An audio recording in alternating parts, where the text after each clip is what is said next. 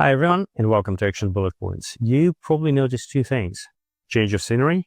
Yes, we are in our garage. This is where we train, and Mariana is not here. We got so busy lately that I literally had to book an hour to shoot this video.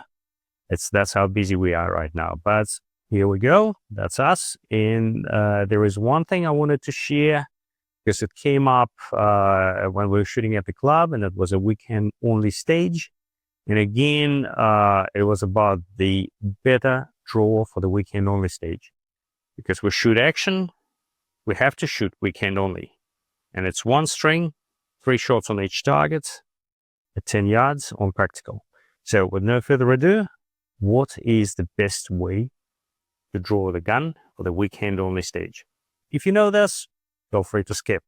This is for the people who actually want to learn this, who never heard this before. What we normally train new shooters on how you should draw the gun for the weekend only stage is fairly standard. So you draw as normal, so it doesn't matter how you start, relax for IPSC or surrender for action or speed steal.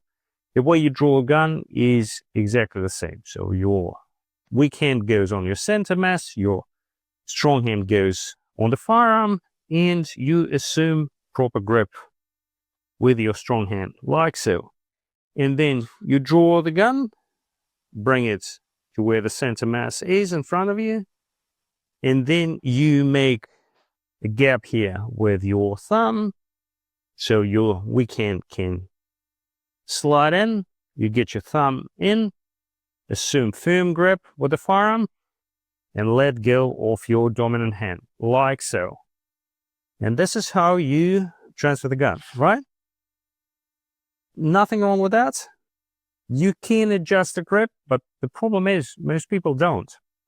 And the problem with this grip is there is a bit of a gap here, so you don't get a lot of meat at the end of the grip. And what that leads to, when you pull the trigger, and I'll show you, I'll pull the trigger, the gun kind of dips a little bit.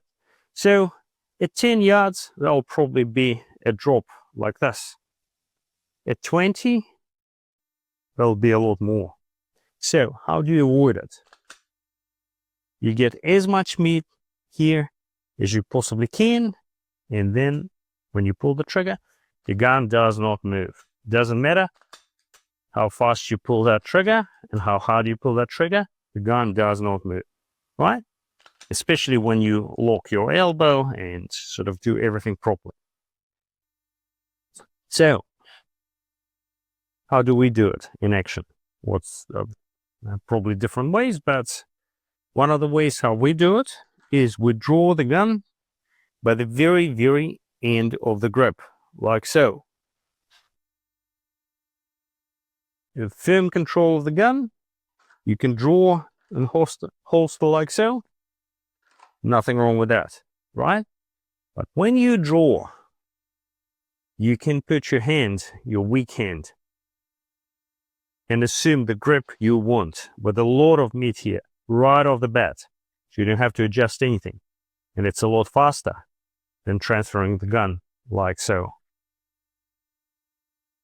So again, when we draw, doesn't matter from surrender or from relaxed, we assume proper grip right off the bat. And then when we pull the trigger, the gun does not move. Right?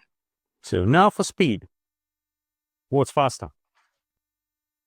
This doesn't feel natural at all because it takes time. But try for yourself. Try with the timer, try with the target. See which one's faster, which one's more accurate. I switched to this type of draw long time ago. Never looked back ever since. That's it. That's pretty much on par with the speed of a normal draw.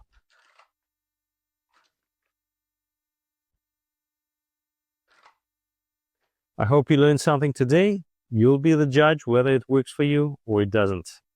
Just the only word of caution is make sure that you have firm grip when you draw it. At least 2 fingers on the handle and one holding the magazine right here. That's how you don't drop the gun, because last thing you want is actually drop the gun when drawing. Right?